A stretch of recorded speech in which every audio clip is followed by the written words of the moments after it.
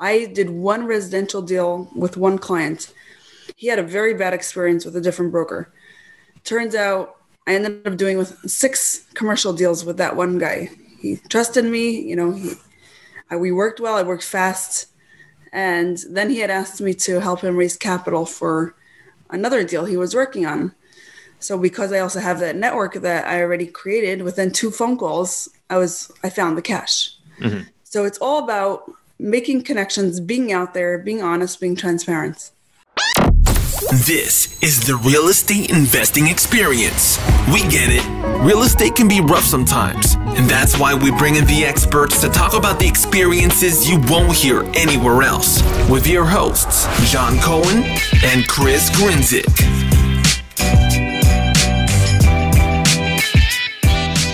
What's going on, guys? Welcome back to another episode of the Real Estate Investing Experience. I'm your host, Chris Grinzik. With me, as always, is John Cohen. How are we doing, bud? We're good. We got no complaints, man. We rock and roll. Yeah, into March. Things are moving very, very quickly. Pretty surprising. Kind of pretty shocked at how quick everything's going by. Yeah, no, it's crazy when you think about that. The first quarter of the year is over, right? I mean, it's early March, but we're wrapping it up relatively quickly. And I can remember, seems like yesterday you were just figuring out how 2021 was going to start. So, it's been crazy, but all good things. Yeah, for sure. Starting to see signs of things to start opening back up. A couple states are removing masks, whether you agree with that or not. Just the trend that it's going. And now they're saying, if you get the vaccine, you can start going back to your normal life, basically, which is pretty interesting. And I don't know about you, but I've seen a lot more people are starting to get it. Again, whether people want to get it or not, that's personal choice. But, it feels like every day I'm hearing somebody new is either getting, it or about to get it. So it's pretty interesting. No, for sure. There seems to be a light at the end of the tunnel. Mm-hmm. But you're 100% right. I mean, it's just, more people, more things are happening. It seems like it's a little bit easier to get, when they first started opening up here, it was 3 months out, 4 months out. Now people are getting appointments without having to sit online as much, clicking refresh to see when the next one's available. So mm-hmm. You just feel a little bit better about, Q3, Q4 of this year. Hopefully we get our, back to normal a little bit. Yeah, for sure. No, I know, was watching something and they were talking about, unemployment and the recovery. And, every week you see the new jobless claims. And basically that's still, hospitality, retail are still hit really hard. And a lot of jobs haven't come back. And that's been one of the larger drivers of, sustained higher levels of unemployment than 18 months ago. So I'm curious over the next 2 to 3 months, how that'll be impacted as things start opening up again, if people start traveling more. I saw movie theaters had the best box office weekend since COVID hit. It's still a fraction of what it was, but I guess a lot of places have opened back up. So it'll be interesting to see how some of these harder hit sectors in real estate start bouncing back over the next, 3, 6, 9 months. Yeah, I think there's just a pent up demand to get the fuck out, right? I mean, just get out of your house and do things. So I think when people start feeling comfortable, you'll probably see a ton of stuff in the positive direction in that regards. Now, is it sustainable or is it just like, I feel really good, I'm out now, I don't have to do it again for a while, we'll see. I think the jury's out, but I do think when people feel comfortable, it'll be a nice, shot in the arm. Yeah, absolutely. But let's jump into today's episode. I think this can be part of what we're talking about, but not all of it. I'm excited to hear her take on it. Excited to have her on and hear her story, her insights, and all that great stuff. So with that being said, Esther, thank you so much for joining us. My pleasure. Thanks for having me on. Yeah, absolutely. So you want to kick things off, tell everybody just a little bit about you, your background, and what you're doing today. My background's long, but I'll make it short. I'm a speech language pathologist professionally. I've been working in that for about 12-ish years. And then I made the shift over to real estate about 3.5 years ago. And I'm super glad I did. Mm-hmm. So how did you make that shift over? Like, how did you first start learning about it? What did you look at? And then what are you actually doing in the real estate space? Okay. So the reason I switched over, there were actually several reasons, but 2 of the main reasons I'll share here is number one, I have children. So as my children were getting older and I was working with the same children, it became very difficult to work with children and then come home to children. So I needed that change of social life. So I made my work my social life. And then I lived in Brooklyn, New York, and I moved to Rockland County, New York. So speech language pathology is very different over here, where you have to travel more from house to house. In Brooklyn, it was like with one agency and one school, back-to-back cases. It was simple and easy. Over here, it was more complicated. So I said the only way I'm going from house to house is selling the homes and not working in them. Started with residential. Eventually, one client had asked me for a multifamily. The truth is, I always had an eye for commercial. I felt like that's my niche. I like to network. I like to meet people. I felt like it can totally feed my extrovertness. So I always had an eye for commercial, but when that one client asked me for a multifamily building, that was my in. I'm still doing a little residential, slowly fading out because I'm super busy on the commercial end, which is awesome. Really loving it. So I started with multifamily, then I found inventory to be low on my end, at least. So I branched out into office and warehouse space. I touched on almost every class asset, aside from mobile home parks, I think. Gotcha. And you're doing that all in the Rockland County area, or where are you doing it? Yeah. So by now I'm pretty much nationally. So I'm a realtor, I'm an investor by now, and I got involved on the capital raising end as an investment manager. Mm-hmm. Gotcha. So I think a lot of people that want to get into real estate start the same way you did, right? As an agent, as an investment sales broker. You know, John worked for Marks and Millichap selling multifamily, so very similar route to you. What was the shift going from, selling, these properties and commercial and stuff like that to actually becoming the investor? Like, what happened? How did you do it? How did you go about it? Well, the more you learn about it, I think like everyone, like you say, you start feeling that bug, to be on the other side of the table. You're like, I want to be where he is. You see the numbers, you see what's going on. Eventually, I feel like everyone that's on the sales end ends up joining at some level into the investment end. Mm-hmm. Also, I just started pitching ideas to my husband, and he's like, maybe let's try. So it's like boomed in the last 3.5 years. I've never expected it to grow as much as it did. I started it more as a hobby, mm-hmm. and it's gotten like unbelievably crazy. Gotcha. Really, really amazing. John, how about for you? Just kind of compare, contrast. What was it like making the shift over? So the being an agent for me was sort of the I never wanted to be an agent. I still don't, and I'm not. It was, the story, it was, sitting in the backyard in the middle of the summer, realizing that real estate investors don't make money day one. So it was, for me, a way to pay the bills in the space of real estate, which is something that I truly enjoy doing. So it was just, I knew it was a stepping stone to going full time at some point, because I was in that space. So I'd be networking with people in that space, talking to people in that space, investors in that space. So that's how I looked at it. Was, I always wanted to be a full-time investor from the first time I read a book. And, the first, tax deed book I read, I said, oh shit, this is me. This was just a way to pay the bills. And I knew that, patting myself on the back, but my work ethic was going to make me succeed in that space. Because at the end of the day, it's just about putting yourself out there, making more calls, knocking on more doors.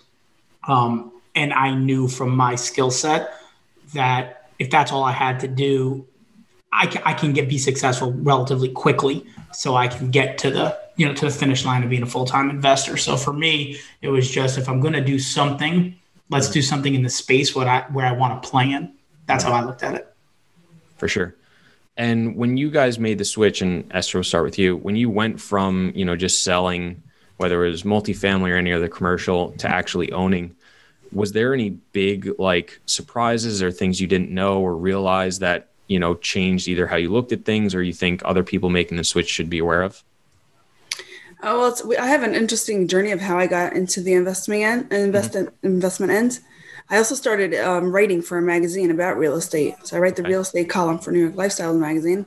By now, also another magazine reached out to me. So I'm writing for 2 magazines right now. And I was interviewing mega investors like Rod Cleef, Brian Burke, Vinny Chopra, and such. And I'm like, okay, this sounds really cool. Like that it sounds like a hype, but when you start interviewing and learning their process, it sounds doable. So initially, I wanted to get into many deals as a passive investor. My goal was to document my journey of investing in 30 deals simultaneously as a passive investor and then seeing how that goes. But just so it happened that we came upon a very good industrial deal that we couldn't pass up on. So, it was a really great deal. So we got into that. And fast forward now, we're in several industrial deals. We're looking to office space. We're not that much into we have some multifamily deals, but we're more on the other end as of now. I go into multifamily deals as a GP when I raise the capital. So I'm going into other people's deals as so I'm part of it. But as our own investments, we're heavily involved right now in industrial, and it's also the market right now is just very hot. So it's the place to be right now. And as a realtor, first of all, I source deals, so I have direct access to deals, which also helps, with buying. That's one. And the industrial market right now is just like it's never been. So I get a request every day about, regarding a warehouse. Everyone's looking for warehouses. So it's the place to invest right now. Gotcha. I love it. What's the appeal of warehouses for anyone listening? Because it's a space that people look at and maybe get a little intimidated or not. But for what are investors looking for, and why is that such an appeal today? I think it's because everything is, with the retail going down and everything going more online and virtual, people are moving their businesses, to be able to serve people virtually. So I think that's one. And number two, I think people are also, with COVID, a lot of people relocated either to beach towns or suburban areas, or they're just spreading out. So people are relocating with their businesses. So I think that's another need for warehouses in different areas.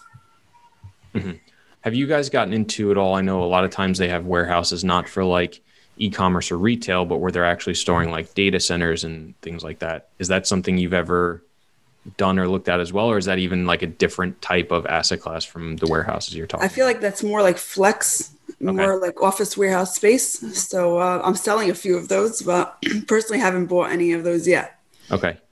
And I guess one thing too that I think is really interesting, I think a lot of people, as they get into it, really focus on like one asset class or one thing. Why do you think you've been able to, be so broad and be in warehouse, office, multifamily, do all these different things where other people are kind of really specialized? I get that question a lot. Why don't you focus on one thing? Focus on one thing. So I'm like, which one should I focus on? I like them all. As a realtor, as an investor, and as an investment manager, I'm like, which one? So I don't claim to be a specialist in any specific, let's say, location or, area. By now I'm a specialist in industrial market and the office market because I'm dealing with it so much. But I don't claim to be an expert in a specific location, market. I'm more of a connector. That's my claim to be. I connect people, I connect properties, I'm out there, I'm networking. So I feel like I'm more of a matchmaker than a specialist. Gotcha. So I don't want to specialize in one area. I feel like I can do it all. Like, for example, I'm selling a few properties from one seller. He has an office building. He has 2 warehouses. He has a flex industrial. He has other stuff coming. I'm like, if I was working on only one, which one would I choose? So why focus on one when you could have them all? Gotcha. But definitely I'm like the residential market. I'm slowly fading out of that because I definitely can't do everything. Yeah, for sure. Yeah. When you are on the investment side and you're saying you're like a matchmaker, how does that actually work? Because I think there's a lot of people that would like to do a lot of different things, that would like to get in on deals and participate in one way or another, but are really unsure how to go about that. So like, how do you like fill a void that people need? How do you add value to people that are doing deals? How do you match and then, get into deals on your own? Okay. So if someone requests, let's say today I got a request, I'm looking for multifamily in New York City, value add, right? So committed, aggressive. I'm nonstop. That's my thing. Like I'll work. I love what I'm doing. I do this as a hobby, but that doesn't stop me from totally getting and finding what I need. So I'm at it. I'm quick to respond. I'll go, I have a large network, so I can just reach out to my network and ask, does anyone have such property? Is anyone looking for this? So I've created a large network that makes it easier to put deals together. Mm-hmm. Gotcha. I think that makes a lot of sense. Do you have any recommendations? Because this is something that I've thought a lot about and have conversations with about, I just moved from New York to Florida and, trying to establish here and network and meet different people, and already had a decent one already, but trying to grow it. What are some things that you've found that have been very successful as you're networking with people, growing your network, but also, maintaining your network? Because you don't just meet somebody once and then call them up 5 years later for a deal. It probably doesn't work that way. Right. What are some things that you've done that you think have made you successful? So I think my key to success is that I'm committed, I'm transparent, and I'm very honest. And so I think people really appreciate that. I think people are tired of, being deceived or whatever. So I feel like I have an advantage just being honest, being transparent, being myself, and being committed and hardworking. Mm-hmm. Like, I'll just tell you, I did one residential deal with one client. He had a very bad experience with a different broker. Turns out I ended up doing with 6 commercial deals with that one guy. He trusted me, we worked well, I worked fast. And then he had asked me to help him raise capital for another deal he was working on. So because I also have that network that I already created, within 2 phone calls, I found the cash. Mm-hmm. So it's all about making connections, being out there, being honest, being transparent. That's my advice. So for people listening that do want to take on a lot more than just being a specialist, and you say transparency and honesty. So when someone comes to you and they're looking at a product class that you're not a specialist on, how if someone asks you for something that may not be your bread and butter, how do you have that conversation with that person where it's, I'm going to reach out to my network, or how does one honestly diversify without, I don't want to say lying, but without deceiving somebody? Oh, totally honest. Say, if I don't know something, I'll get right back to you. I'm going to ask. I can say, I'm direct on this deal. Let me find out. And I tell people always, I work on so many deals that it's impossible for me to know all the details at once. So if I don't know something, yes, I'll say, I'll get right back to you. Also, I'm going to inquire, and also I'll circle back. Definitely. Now on the buy side in the commercial deals that you've done, do you find it hard to work with? Is it easier to work with professionals that want to work with buying agents, or is it easier to work with people that are new to the space that want to talk to someone that can help them and facilitate and be a matchmaker? Where have you had more success, or is it 50-50? So it's hard because everyone's in the business and everyone's trying to make a living. Everyone's trying to be like what I'm doing. But if you're not direct to the buyer or seller, it just becomes difficult. So, certain deals I'll be like, I got to speak to the buyer only. I'm sorry, you're welcome to make an agreement between yourself and the buyer, but I need to speak to the buyer directly. There's too many hands, in the pot. It's sometimes like there's one deal that I'm totally exclusive on that came back to me because everyone's trying to market it and claiming to be direct.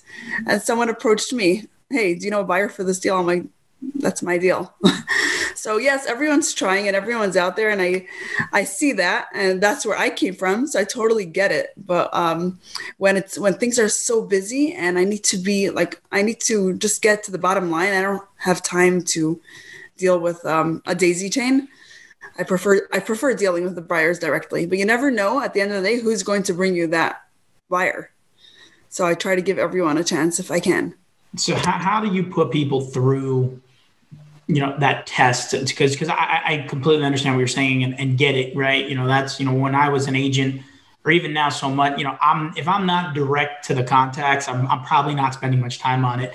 But when do you know there's no point of spending any more time with that person, or how do you go about that? Because I also believe that, you never know, right? Someone that has been a complete waste of time may come across something. I actually have a call coming up here later today with someone that, like that. And, I'm going to hear them out because they live in the same town as the owner. So I'm going to give them a little bit of more respect than a complete stranger. But what do you do to sift through time? Because time is the only element of anyone's day that you can't get more of, right? So you have to weed through things quickly and know where to spend your time and what's probable and possible. How do you go about spending time on probable and not possible?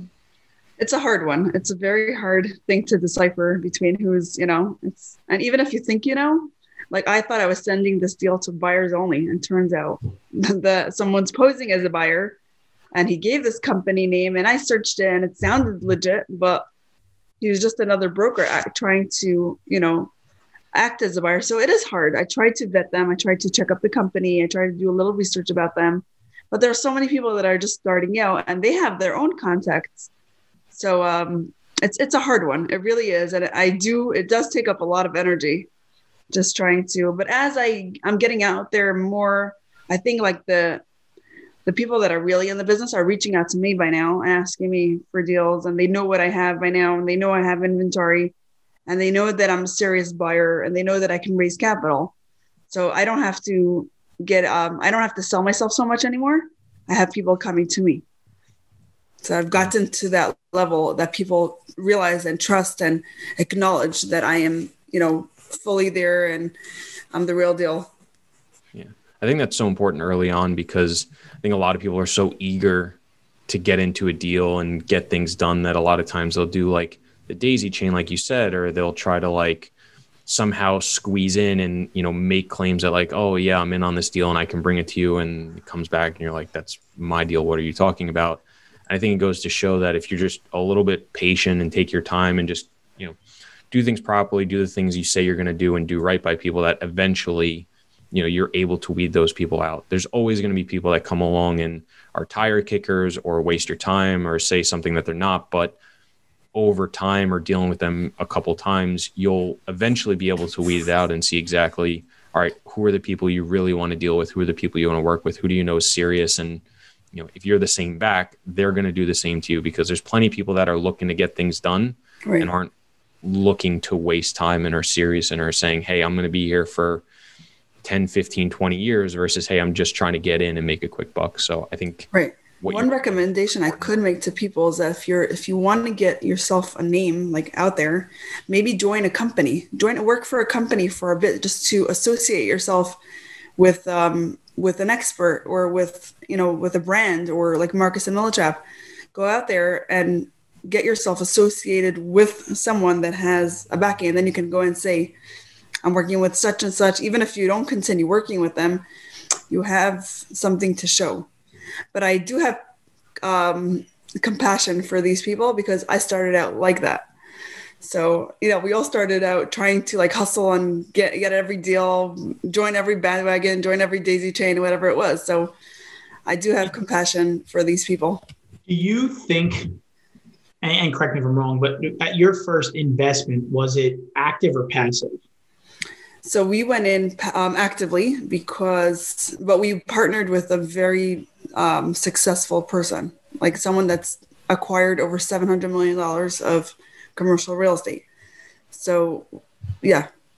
So initially I wanted to go in passively, but I went in actively. So I was going to say, do you think going in with the idea that going in passively first could, right, wrong, or indifferent, did it help you? Now, listen, you came across the right person where you became active, but most people, everyone wants to be a GP, right? Everyone wants to be the running the show. But do you think maybe the mindset of going in as an LP? I know you said the intention was 30 passive deals. Do you think that is telling new people, is that a bad way, good way, or a potential way to start where you can align yourself instead of working for a company, but you can align yourself as a passive investor in X deals, so then you could maybe get around the fact of daisy chaining or lying, or it's you have to craft the right story. But do you think that helped you at least going in with the mindset of starting out passively, getting you going in the right direction? Yeah, I always recommend that people go in passively initially. I always say, if you want to get involved in investing in commercial real estate, go in as a passive investor, but don't just be that passive investor that gives your money and then walks away. You want to be that active passive investor where you're asking all the questions, inquiring, looking up, checking up. You want to follow up and make sure that the deal is going as it was supposed to. You want to also vet the sponsors before. So be that passive investor, but go in initially with that mindset of being an active passive investor.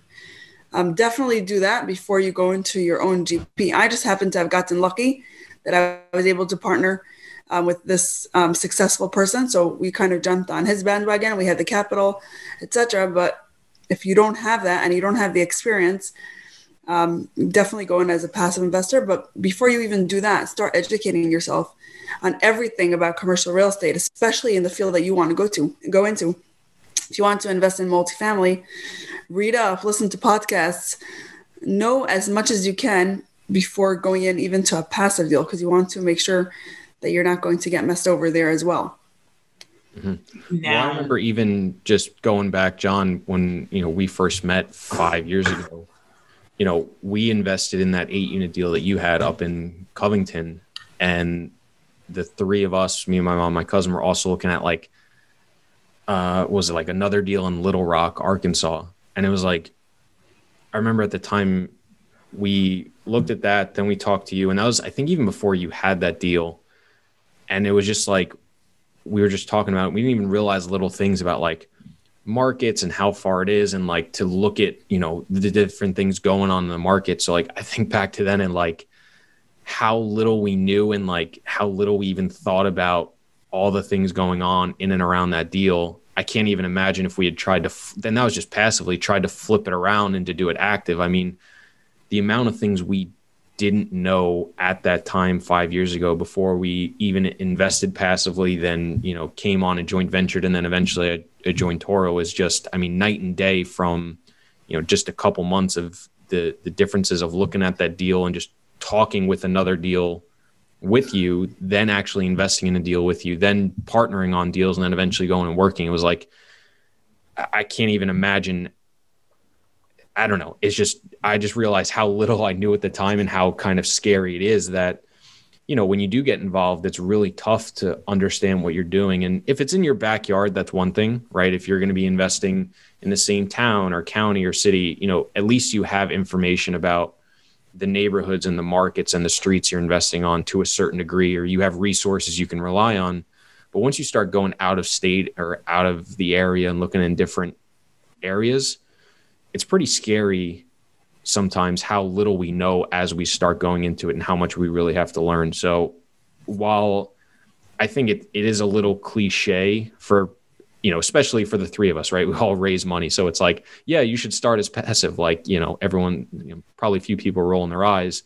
There is really something to be said for it when you're newer of going passive. Cause the perfect example I can think of is, Ryan Daigle, who invested in a couple of deals at Toro, and now he's going off and doing deals, a few hours away from him, raising money and doing stuff. And it's he, to his credit, invested in 2 deals, came down on due diligence for the second deal, walked a bunch of the units with us and met the team, asked a bunch of questions after investing, asked a bunch of questions and was hey, this is, and said beforehand, hey, this is what I want to do. Is this okay? Type of thing. It wasn't just sprung it on us and we, told him to F off or anything, but just watching that whole thing of both myself and other people, it's a very viable path to getting on the active side or to eventually raising money that I think a lot of people should explore and really consider strongly as they're going through it.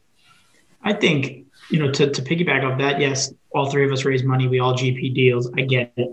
But, even investing as an LP in a deal, if that gives you the ultimate confidence to replicate what you've just gone through and try and find deals, that in itself, you can have no knowledge of anything, right? Real estate's not that difficult, so let's not all kid each other. It's pretty simple. And just by writing a check as an LP in a deal, if you mimic what you just went through. Like, okay, I'm going to create a webinar. I'm going to create an investment summary for deals. Just taking that one investment and copying everything that sponsor did and going out and doing it yourself, that investment might be the ticket to going out and GPing or raising or doing your own deals. So when people sit there and, well, I don't want to LP, go pay $30,000 or $50,000 to a coach, or write a $50,000 check to an investment, right? At least that $50,000, you give it to a coach, it's only worth what you build. You give it to a deal, the deal's got to go to pure utter shit to lose your money. But that $50,000 investment into a deal is the exact same thing a coach is going to tell you to do, except you're going to get some one-on-one. The only difference is with the GP-LP relationship, you got to ask more questions as opposed to like going on and logging onto a module and watching, how to raise money. So yes, we selfishly say people should invest as an LP first, but at the same time, you can learn a lot from that. And I think that's what's important. And then you could take that out. And I'm going to, my next question, when you raise money or partner with people, what do you look for in the partner to feel the confidence to go into your network and either raise money and, or, help out or bring your expertise? How do you approach that relationship? Because I think a lot of listeners say, well, I'm really good at raising money. I need to find a good operator. But what are things that you could tell people or tips that you use to, I want to do this deal with this person? So first of all, besides for being just a GP and an LP with the other question, also in terms of financing, if you want to go into your deal, showing the bank that you have experience as an LP can also assist you in gaining financing. So that's 100%. That is super important. That today is going to even be more. If you've never done a deal today, when you walk into the bank, it's going to be a lot harder for you to get a loan with just, with the last 12 months of COVID. They're not just writing checks to people anymore. So that's an amazing point that you brought up, and I appreciate that. Sure. And in terms of what I look for, so I've successfully raised $30 million within an 8-month period, with starting the beginning of COVID. For me, actually, it was fairly simple because I have the network already. So it was just like making quick connections and kind of like matchmaking, like I said before. So it was fairly simple on my end because I already created that network. But in terms of what I look for, so for my little, I did it within 8 months, which is amazing. And I raised a lot, but I'm still fairly new to it. But with my little experience that I do have in raising capital is that the number one thing that people care for, besides for obviously the location and the returns, is the information about the sponsor. They want to know if the sponsor is honest, transparent, and they want the sponsor to provide everything up front. So I can write a book on my little time doing this. And those are the only deals that I go into. I only work with transparent sponsors that have a track record, just from my experience. No, that's, everyone's going to have their own little way to look at it. But at the end of the day, that's important, right? Going into a deal that someone that doesn't know what they're doing, it's going to be a lot harder if there's a proven track record or a history, whatever that track record may be. It could be a deal, it could be 100 deals. It doesn't matter. For every individual is going to be a little bit different, but understanding that is important, right? Anyone not sending you anything or sharing something with you, there's probably a red flag there. So as long as, the level of communication, the transparency, the honesty is everything's up front, it makes it a lot easier, pending returns, location, stuff like that. That's obviously, comes into play with anything, like anything else. I had a deal where the sponsor received the property for $7 million below market value out of foreclosure. It was a crazy good deal, but nobody wanted to invest with him. They all wanted to buy the property from him, but nobody wanted to invest with him because he wasn't being transparent. So he ended up losing the deal to a different client of mine, which is really interesting how I found out. But you're going to lose if you're not transparent and you're not being fair as well. You want to provide fair returns to your investors. This is not just a one-time deal. You want to create continuous investors. You want to create continuous partners and eventually scale your business for the long haul. Mm-hmm. So how do you have those conversations with your network to raise that money? Like, are you having several conversations that happen before you say, hey, I've got a deal. Are you interested? Is it you've done other business with them, so you already have a relationship and it's an easier phone call? Like, so many people want to be able to raise money successfully, right? I think anybody would be thrilled to raise $30 million in under a year. what are those conversations like, and how do you prepare for actually having that conversation with someone and then actually getting it over the finish line? Right. So these were obviously people that I was working with already as a realtor. I made a lot of connections. I have a list of a few hundred investors. And then I kind of like got a feel for which ones would go in, with someone else, or, you know what I mean? So once I got into the mindset of raising capital, I just, reached out to a few, but it was fairly simple because I had the network already. These are obviously people that I was dealing with already. And these were close people that I deal with, that I've done recent deals with. Mm-hmm. So, yeah. So how do you get that feeling then that somebody's interested? Because I think there's a lot of brokers, agents, people that, have built up that network over years and, sold deals to people, sold deals for people. And I think sometimes it's tough, right? Because there's a lot of real estate owners and investors who don't want to be partners or passive investors. They want to own their own stuff. How do you get that feeling from somebody that this is something that's worth actually bringing to them? So when I initially meet someone, I kind of take notes on the conversation and what they're looking for, their criteria. So obviously things can change up, but I know generally in advance if that person is looking to buy on their own, like what their budget is approximately. So I have a feel of who I can approach, with what.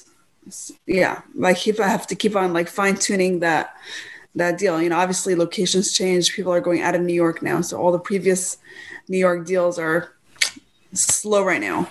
Mm-hmm. But then by now I have a list of people that I know want to invest in, and they're ready to invest as an LP, as a co-GP, or as a JV. So I have a list of those people that I've put together already. Mm-hmm. Gotcha. That I pitch my deals to. Mm-hmm. How do you balance also, because I think this is a fear for, I've spoken to a couple brokers that want to buy deals where they sell deals as well. Like, how do you balance both of those aspects? Because I heard an argument once saying that, if I'm going to be selling industrial deals in this location, I can't buy those deals because how are my clients going to trust me that, this is something they should buy when I'm not buying it, right? Like, It's the whole catch-22 of like, if I see a great deal, I'm going to buy it. But if it's not great, I'm going to sell it on, right? And that's, you get the same argument with like turnkey companies as well. Right. How do you position yourself so that doesn't become an issue? You have really good questions there. People ask me all the time, like, "Oh, if you're selling that deal, it must not be the best because if it's not the best, you did. If it was a great deal, you would have bought it." Mm-hmm. So I have my own criteria that I'm looking for, which is pretty specific. So when I find something that I'm looking for, I'll take it. But if it's not my criteria, I'm going to sell it to the next person. I have a criteria looking for either vacant or partially occupied warehouses of over 100,000 square feet. Mm-hmm. So if something's smaller in or there's a full tenant in there that's fully occupied, it's not for me. And obviously I want a certain type of return. Everyone has a different criteria. Some people are ready to go in at a 6 cap with a 14-year lease. They want something steady and, a secure deal. Some people are ready for more risky investments. So I think everyone has their own criteria, what they're looking for. Just because I didn't take the deal doesn't mean that it's not a good deal, but I do get that question tons. Mm-hmm. I'm going to piggyback off the back of that. When you are an agent or broker and you're looking for deals, when you come across a deal that may be a great deal, how do you have that conversation with the seller, where he says, wait a second, am I selling this at a discount or not? Or, how do you navigate this, the representing the seller, side of the transaction? So every deal is different. Sometimes I'm representing the seller, sometimes the buyers. But if it's something that looks interesting to me, I'll tell them straight up that, I'm a potential buyer here. I would like more information. I just received a deal just now. A 9 cap something. I'm like, send it to me. I'm interested. But if it's not something that, if it's a 6 cap or something like that, it's not my thing right now. So I say, I'm going to help you find a buyer for that. I have a network. I'm going to put it out there. I'll help you find someone. No, because that's a question a lot of people get, as a real estate agent or broker, there's that responsibility of representing the seller's best interest. So I get the question all the time, how do you go about that? And at the end of the day, it's the same answer we've spoke about. It's the honesty, right? I'm an investor as well. If you're bringing me something and it works for me, I'm not going to tell you it's the best price that you could get, but at the end of the day, that's what I do. So if you want me to represent you as a seller, I won't buy it if you want to sell it. And it's just like anything else. It comes down to the honesty. And that's what I recommend tell anybody, right? Just tell the truth and be honest with the person. And if it's for you, great. If not, you can still represent someone's best interest. Exactly. 100%. Honesty is the best policy. Yeah. I think a really important part too is like, when you talk about real estate, so many people are like, oh, why wouldn't you get top dollar, right? Why wouldn't you list it and do it? And I think people don't realize how much convenience comes into it. And, the one example I heard was if somebody came to your door, and knocked and said, hey, what do you have that you haven't touched in 2 years and I'll buy it from you? There's probably a million things in your house that are just laying around or sitting whatever, and you'd be happy to sell it because you don't have to list it on eBay or on Craigslist or, do a garage sale, right? Like your time is important. So you're going to be willing to take less money than what you could probably sell it for that convenience. And I think, while an old pair of shoes in your closet probably isn't the same as, a commercial building, there is some, similarities in that where, convenience is really important, right? Especially people that have several properties or, have higher net worths or, have owned these things for forever, they're off doing other things, right? They've got lives to live, they've got things to do. They may not care as much about getting top dollar as, hey, I just want to, I've decided I want to sell. I don't really want any headaches or problems. I just want this transaction to just happen smoothly. I want you to close and I want to move on and do what I want. Like, there's some, a lot of things that come into play there. Sometimes taxes too, right? Selling in a certain year or in a certain time frame, or, having the time to go find a 1031 property within the same year. That stuff is important to people too, where that certainty of closing so they can do what they want to do with their money in a certain time frame could be more important than, listing it for top dollar and the potential of somebody deciding to walk on a deal, after 30 or 60 days. So it sometimes sounds counterintuitive, but there is, that aspect to it as well. Yeah. Well, that's like the old, if there's that much value, why isn't the seller doing it, right? Well, that's just not his business plan. I mean, at the end of the day, as a real estate investor, you're looking for value in deals. And if you're looking as an investor and the guy's 100% driven by price, if you don't, let's just say it's a retail that you could convert into something, right? Well, then price you might be able to do something at a higher price. The zoning's going to change. But if the guy's 100% driven by price, it's probably not the deal you want to spend a whole bunch of time chasing. It's probably a deal you can put in your pipeline. And when he fails multiple times, his price motivation might change. But it's like when we look at deals, the motivation and the story behind the deal is way more important to me than pricing or, whatever the broker or seller thinks. There's got to be a story there. If there's a story that I can play with, I'm typically more inclined to continue going down the rabbit hole in the deal. If there's no story and it's just strictly I want the top dollar, unless I know something that somebody doesn't, like a zoning change, or it's never a deal that we're going to chase me personally. It doesn't mean it's not out there for the right investor, but that the analogy you gave is a perfect one, right? Yes, okay, an old pair of shoes or an old bag in your closet isn't buying a multi-million-dollar investment property, but there's a whole bunch of reasons that people sell things other than I'm 100% price motivated and I want top dollar. That's just, at the end of the day, not why people sell. There are a million other factors that go into it. So I think it's a really good point to bring up because it's not just about top dollar. Yeah, people are getting old. People's finances change with COVID. There's so many more reasons. Yep, things change. You just look at the New York market. Things are going crazy here. Everyone's trying to get out, sell what they can, and just some people are ready to sell just to get out. And you have all these evictions, and that you can't file evictions actually. We just sold a mobile home park. We sold a mobile home park up in Sullivan County for that exact reason. I just had no interest in continuing to deal with the tenants. We had a great offer. We only owned the deal for 6 or 7 months. And now we were supposed to wholesale the deal, so that's why I sold it quickly. But we bought it at a great price. We got a great offer. Was it top dollar? Did my partner in the deal think we can get more? And the answer is we could have, right? If we would have went whole 9 yards, we might have. But we got a really good price, and I just had no interest in dealing with the brokers and all that stuff, in the buyers and the New York laws with COVID. So it exists, right? It happens. So you guys are 100% right. Awesome. So what, I guess, kind of as we're wrapping up here, it's interesting that, with people having issues with New York, I think we're all pretty aware of like why people are bearish on New York and are selling. What do you see the reasons for people that are interested in buying? Like, what are their reasonings? What are their motivations? What do they see as the opportunity that somebody else doesn't see because they're selling? You're saying, why do people want to buy New York at the time? Well, right. Well, you said there's a bunch of people that are looking to leave, right? And they're selling it. But obviously, if they're selling, somebody is buying it. So I think a lot of people can imagine why people are selling, right? COVID, people are leaving New York, a lot of problems with evictions, et cetera.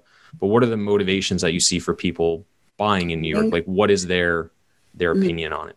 So personally, I'm having a hard time with my buildings that I'm trying to sell. Mm-hmm. So they're not really being bought right now. Okay. But I have 2 mixed use buildings in Brooklyn that are not selling. Third one's under contract.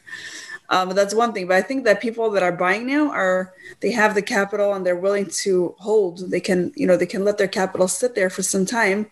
Mm-hmm. They may negotiate a good deal and they know that they're not getting anywhere soon. Like I have, I coined I coined this term, professional squatters. You have these professional squatters, these people that are smart.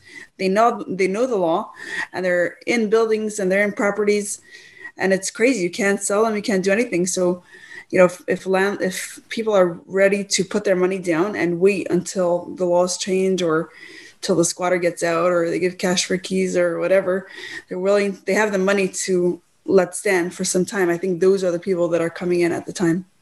I used to joke around with, when I was doing some stuff like rentals and sales in the city, I would joke around with tenants that, they were potential tenants that didn't have the budget, right? And they wanted to find a place for $2,500. And I was like, that you're never going to find that in, Tribeca or wherever.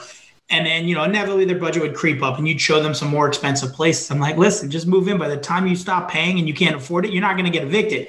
That was 7 years ago when you could evict people. So in today's world, when you could just not pay and the normal New York circumstances, you're 100% right. Professional squatters, the people in New York know the rules.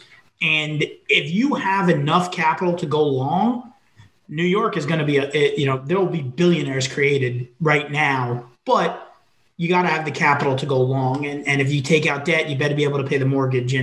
But at the end of the day, there are buying opportunities in the future. It might not be today, but you're going to have more capital than the average bear, because that building's going to cost money over the next 12, 16, 18 months, whatever it is, especially if you also won't get the full financing because there's no income coming in. Exactly. You definitely need more cash.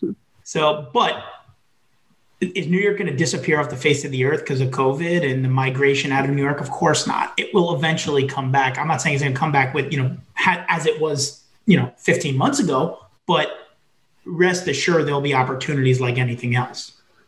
Yeah, it's crazy. Like this one property I was dealing with, this tenant that was there that was demanding $40,000 to leave. Okay. They would go from place to place, sit there for 3 months, rent, be there for 3 months, collect cash for keys and go on to the next. They'd leave and go on to the next apartment, and they're making a living doing this. It's pretty cool. There you go. Side hustle in real estate. You don't have enough money to invest. Go rent a place in New York and force yourself out. Yeah. And then I have a friend that was buying a house here. I was helping her. She's like, why am I buying if I can just go into a house and live there for free? I'm like, you have a good point there. Can't deny that. It makes it tough. Normal, average people start thinking that way, then you know it's a problem. Oh, it's over. It's happening. You also got to hope that you don't have, listen, there are landlords in New York that don't play by the rules. If you get the wrong landlord, and they start doing stuff that may or may not be ethical, let's call it, you can find yourself in a shitty situation. So by any means, I don't think any of us are saying it's a good idea. But at the same time, professional tenants, they like that's their livelihood. That's what they do. 100%. The sad part is when it's a mentality and people start thinking that it's okay to squat, no matter what the landlord has to abide by his things. But when it becomes like it's gotten crazy here. That's for sure. Absolutely. But I think that's an awesome place to wrap up. Esther, thank you so much for coming on. If people want to learn more about you, follow you, connect with you, where can they do all that stuff? Oh, thank you. Thanks for having me on. You can find me on LinkedIn, Esther Reizes-Lowenbein. I'm on Instagram as Esther Lowenbein. My website should be coming out today. I'm very excited about that. I'll pitch it here first, estherreizes.com. I'm hoping it's going to be good to go. I want to, display it today. So awesome. Hopefully that will. I'm hoping the last few fixes are happening now. Excited about that. You can reach out to me on Facebook. I'm all over the place. Awesome. Guys, we'll have all that in the show notes if you want to go find it and find links to it. But thank you, everybody, so much for listening to this episode of the podcast. If you're not already subscribed, it would mean the world to John and I if you would do so. And if you are, please send it to someone that would get a tremendous amount of value from this episode. Esther, once again, thank you so much for coming on. This was awesome. Thanks for having me. This was fun.